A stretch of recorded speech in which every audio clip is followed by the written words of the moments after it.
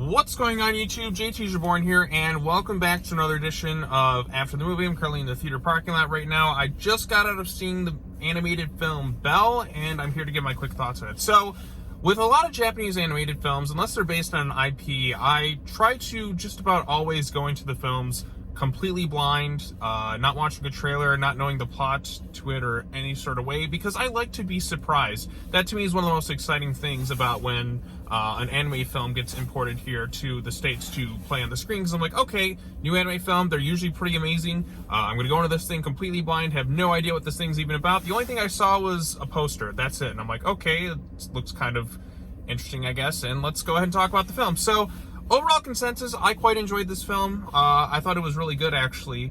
Not quite perfect, not like a 10 out of 10 anime film by any stretch of the imagination. I do think some bits are kind of underdeveloped, and some of the moments felt kind of rushed. But overall consensus, I thought it was pretty exciting. So if you want to go into this thing blind, I definitely recommend that, because that's part of the fun of watching a lot of anime movies, I think, is going into them completely blind, unless it's part of an IP.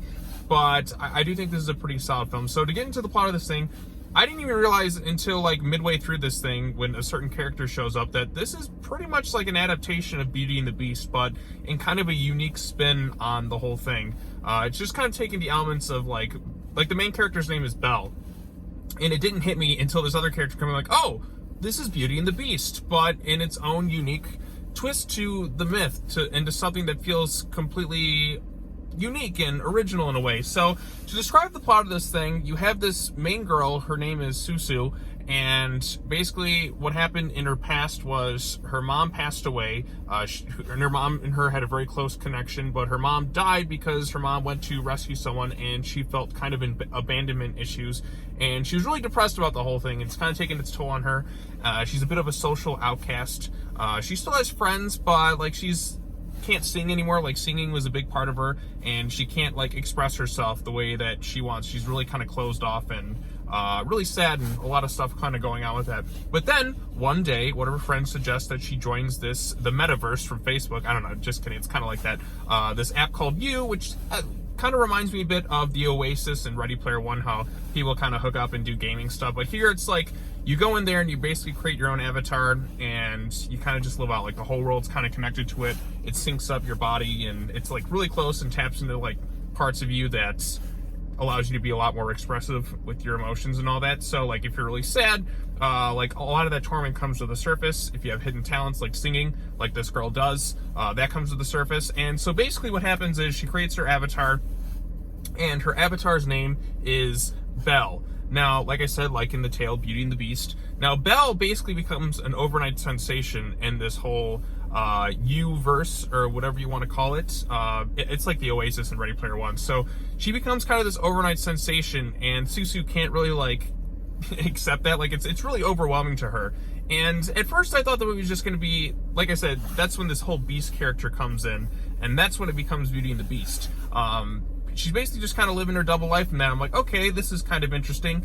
And then all of a sudden, like kind of midway, I don't know, it was like midway through the film or something, a character known as the Beast, or I think in the Japanese version it's like the dragon or whatever, kind of comes in here, causes all sorts of chaos. You have the Gaston character in there, who's like got all his like advertisements behind him and all that stuff. Like he's got the corporate sponsors and all that, whatever they're going with in that regard. So you got that going on there. And basically it's about her kind of connecting with this person, and like she's got to kind of like tap into like her true self, and she's going to figure out who this Beast character really is behind their computer screen and all that. That stuff gets kind of touching. Like some of it feels kind of rushed, like their whole almost kind of romance in a way that it's not fully like romantic. It's kind of like, well, if it is, it's kind of rushed. So like in Beauty and the Beast, like that was just kind of Belle in the castle, and you really kind of felt that. Here it's a little bit different. It does something kind of unique with the story, and all things considered, I thought it was pretty good.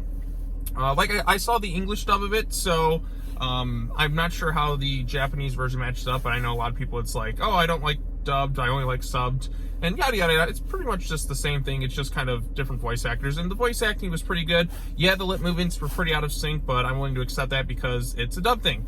Now, what else does the movie remind me of? So it reminded me of a bit of Ready Player One with the whole and then I guess the metaverse going on with Facebook, where you're kind of inserting yourself into like a digital reality. Beauty and the Beast, obviously. Some elements with the animation definitely called back to the movie Fantasia with the whole flying whales sequences there. I'm like, wow, this feels straight out of Fantasia. So it's nice to, at least I think they took influence from it. Like, there's no way they couldn't have, because it just feels straight out of Fantasia with certain sequences with the flying whales and the music and that stuff I really loved. The thing that interested me more in this movie wasn't necessarily the stuff in the virtual world. It was the stuff going on in the real world. Like, the movie opens up in the whole virtual world reality, and I was a little bit taken back by it at first. I'm like, ooh, am I really gonna, like, I wasn't too huge on the animation at first. I'm like, is the whole movie gonna be done in the CG anime style? Because that's not really the type of animation that I necessarily like. But then it switches to the real world, and I'm like, okay, this is like the stuff going on with Suzu in her personal life and dealing with the different relationships and trying to be this character Belle, but also trying to help this character who is the Beast and all that. And just, yeah, then like the only way she's kind of able to figure out who he is, you know, showing her true self and all the consequences that kind of deal with that situation. But I like the twist on it. I like how it kind of delved into that. Like I said, some aspects felt a bit rushed. Like I said, their whole relationship, it was like one or two songs and they're like, there's that really strong connection there. I think it just needed a little bit more time and focus on that, because this movie, it has a lot of plot elements kind of jumbled into it, and I think for the most part it works pretty well. But like I said, I think there's a bit much going on in here. You have the whole U-verse thing or whatever, and then you got this, then you got that kind of thrown into her, and then she has a thing for one of her classmates who's also a childhood friend. But I like the way it kind of culminates in the climax of the film. And I thought overall the film was done pretty well. Like I said, I like the stuff more in, I guess you call the real world, as opposed to the stuff that was going on in the virtual world. I was just more interested and fascinated by that. But then again, that's just kind of like my own personal taste. Maybe some people like the virtual world more than the real world within the world of Japanese animation. I don't know, like, heads getting kind of twisted around with that.